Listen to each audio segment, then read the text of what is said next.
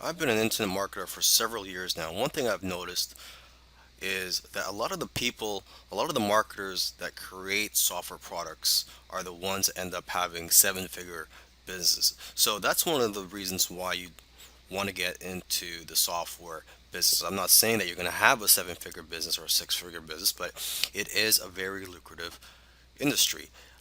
Software products, they have a higher perceived value than all other forms of digital products such as ebooks, video courses, audiobooks, etc. And another advantage to getting into the software business is the barrier to entry. There's not much competition out there. If you create a software product that's, you're not going to have much competition with that compared to other forms of products. For example, if you write a how-to book on a certain topic, you're going to have lots of competition for that book. There's going to be lots of other people that's going to write something on similar topic.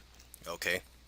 Now, this course will cover the following topics. It's going to cover how to come up with ideas for your software product, how to come up with the features to include in your software product, how to find software programmers to create your software product, and how to manage your project.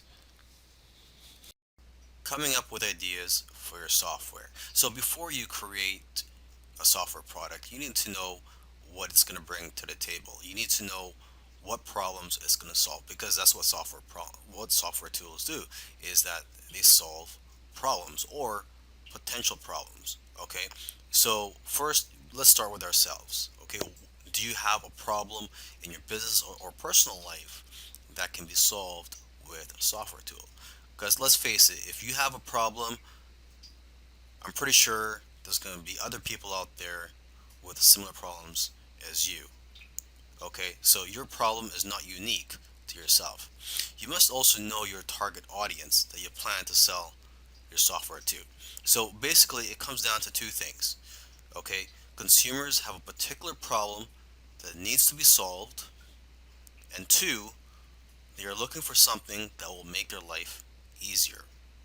Okay, you can also look at social media, forums, and your customer base to get an idea of what types of problems your customers or potential customers have and what they're willing to pay for. Because most of the time, people will tell you what they want, and if you give it to them, they will buy it.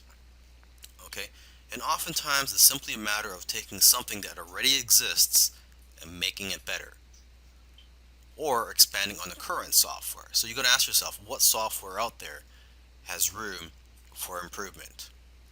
Okay, and you got to remember this: it's not about just creating and selling software products. There's a lot of money to be made in selling software products. Don't get me wrong, but it's also about knowing what software products to create. So that's why it's important to know your target audience and know what it's like to be in their shoes.